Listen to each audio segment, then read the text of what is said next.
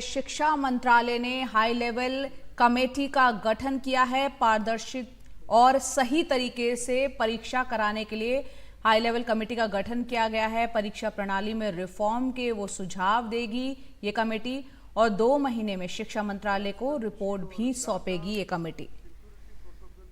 लगातार हम देख रहे हैं पेपर लीक का मामला, नीट पेपर लीक का मामला काफ़ी जो है बड़ा होता चला जा रहा है और जिस तरह से उसमें एक के बाद एक गिरफ्तारियां हो रही हैं। हिमांशु शेखर हमारे सहयोगी हमारे साथ जुड़ रहे हैं फोन लाइन पर ज़्यादा अपडेट के साथ। हिमांशु, कमेटी बन जाएगी, सुझाव भी दे दिए जाएंगे, लेकिन सवाल उसे सही तरीके से लागू कराने का होगा। इस कमेटी का काम क्या होगा ये बताएं। और दूसरा, एनटीए की ही अगर बात करें, नेशनल टेस्टिंग एजेंसी की, तो वो भी शिक्षा मंत्रालय के तहत एक स्वायत्त निकाय है, लेकिन वो परीक्षा की गोपनीयता बरकरार नहीं रख पाई, पेपर लीक हुआ है।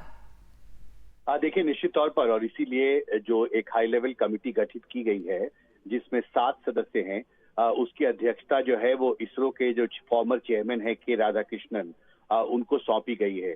और ये सभी जो 7 सदस्य हैं, के राधाकृष्णन इसरो के फॉर्मर चेयरमैन रहे हैं, board of governors IT Kanpur के चेयरमैन हैं, रणदीप गुलेरिया जो एम्स के डायरेक्टर रहे हैं, सेंट्रल यूनिवर्सिटी ऑफ हैदराबाद के वाइस चांसलर प्रोफेसर बीजी राव, ये सभी बहुत ही अनुभवी शिक्षाविद हैं जो पिछले कई दशक से शिक्षा व्यवस्था में इन्होंने हाईएस्ट लेवल पे काम किया है और इन्हें एक निष्पक्ष तरीके से इस पूरे प्रक्रिया की जांच की जिम्मेदारी सरकार ने सौंपी है।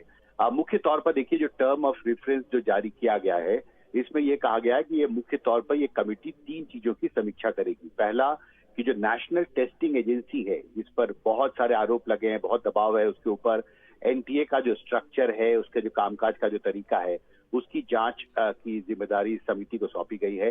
दूसरा, परीक्षा के क्वेश्चन पेपर्स से जुड़ी जो डाटा सिक्योरिटी की प्रोटोकॉल्स हैं, उसमें और उसको कैसे पुख्ता और मजबूत किया जाए।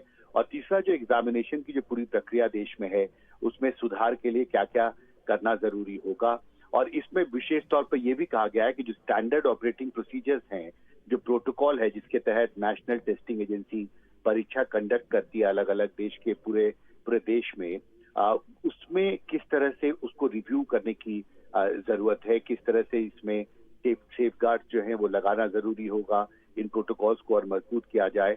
और सबसे महत्वपूर्ण बात की जो एग्जिस्टिंग डाटा सिक्योरिटी की जो पूरी प्रोसेस है, जो प्रोटोकॉल है एनटीए की डाटा सिक्योरिटी को लेके, इसमें भी सुधार करना होगा, इसमें भी बदलाव करना होगा। तो एक बहुत बड़ा मैंडेट सरकार ने दिया है और 2 महीने के अंदर कमेटी को कहा गया है कि वो अपनी जांच रिपोर्ट सरकार को सौंपे।